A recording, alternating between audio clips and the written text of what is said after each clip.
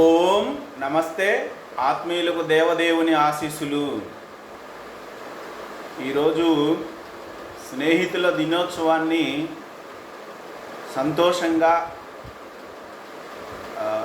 గడుపుకొని ఆచరించిన అందరికీ కూడా శుభాకాంక్షలు మరొకసారి తెలియజేస్తూ ఉన్నాను. మన సంస్కృతిలో ఇలాంటిది మరేదైనా ఉందా అని ఒకసారి మనం గమనించుకుంటే, దేవతలలో మిత్రుడు అని పేరు కలిగిన దేవత ఉన్నారు. ఇది సూర్యునికి పేరు మిత్రాయ నమః అని సూర్య నమస్కారాల్లో కూడా మనం చదువుతాం.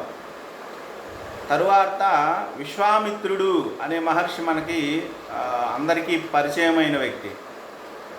ఈ పేరుకి అర్థం విశ్వానికి మిత్రుడు, లోక కళ్యాణం చేసేవాడు అని అర్థం. విశ్వానికి మిత్రుడు విశ్వామిత్రుడు. శ్రీమద్ భగవద్గీతలో శ్రీకృష్ణ పరమాత్మ కూడా చెప్పాడు, భక్తి యోగంలో చెప్పాడు. ఏమనంటే, ఈ 12వ అధ్యాయం 13వ శ్లోకంలో అద్వేష్ట సర్వభూతానాం మైత్ర కరుణ ఏవచ నిర్మమో నిరహంకార సమదొక్క సుఖక్షమి అనే ఈ శ్లోకంలో మిత్రత్వము, కరుణ, క్షమాగుణము వీటి గురించి ప్రస్తావన చేశారు.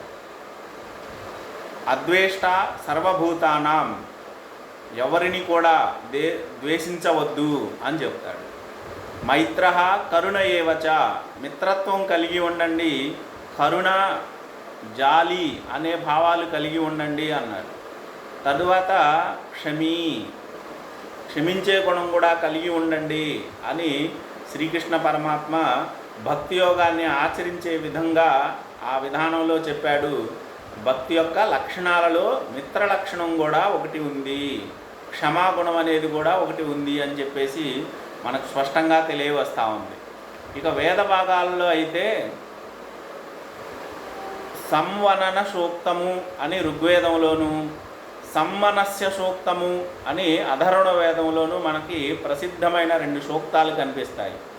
అక్కడ ఏం చెప్పారు అంటే, సమానీవ ఆకూతి సమాన హృదయానివహ సమానమస్తువో మనో యదావహ సుసహాసతి అని సంవనన సూక్తము ఋగ్వేదం 10వ మండలం 191వ సూక్తంగా ఇది మనకు తెలుస్తూ ఉంది. ఈ సూక్తంలో ఏం చెప్పారు అంటే, మీ సంకల్పాలు ఒకటి అవుగాక, మీ హృదయములు ఒకటి అవుగాక, మీ ఆలోచనలు ఒకటి అవుగాక అని చెప్పేసి మీ మధ్య అద్భుతమైన సామరస్యం నెలకొని ఉండాలా అని చెప్పేసి ఋగ్వేద సూక్తం తెలియజేస్తూ ఉంది. ఇక అధర్వణ వేద సూక్తం ఏం చెప్తా ఉంది అంటే, సహృదయం సాం మనస్యం అవిద్వేషం కృణోమివహ అని చెప్పారు. సహృదయం, మీ హృదయాలన్నీ కూడా సమానంగా అవ్వాలి, ఏక మనస్కులుగా అవ్వాలి, ద్వేషం లేనివారుగా అవ్వాలి. ఆ విధంగా మిమ్మల్ని రూపొందిస్తాను. పరస్పరం మీరు ప్రేమించుకోవాలి, ఆవు దూడలాగా. తల్లి బిడ్డల మధ్య ఉండే ప్రేమ ఎంత శ్రేష్టమైనదో అలాంటి ప్రేమ జనులందరి మధ్య పరస్పరం ఉండాలి అని చెప్పేసి అధర్వణ వేద సూక్తం తెలియజేస్తూ ఉంది.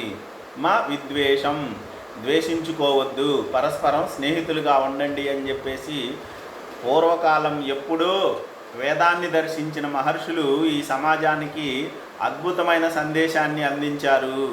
ఇది మనం గుర్తెరిగి ఏదో సంవత్సరానికి ఒకరోజుగా స్నేహితుల దినోత్సవం చేసుకొని వదిలేయడం కాదు, కానీ నిరంతరము ఈ స్నేహభావము కలిగి ఉండాలా.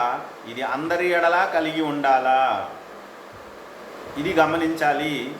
వేద సంబంధమైన అద్భుతమైన వాక్యాలను మనము గమనించిన మీదట ఈ స్నేహానికి ఎక్కువగా విలువని ఇచ్చి ఆ స్నేహ ధర్మాన్ని చక్కగా పాటిస్తాముగాక అని చెప్పేసి తెలియజేయడం అవుతుంది. అందరికీ స్వస్తి. ఓం నమస్తే.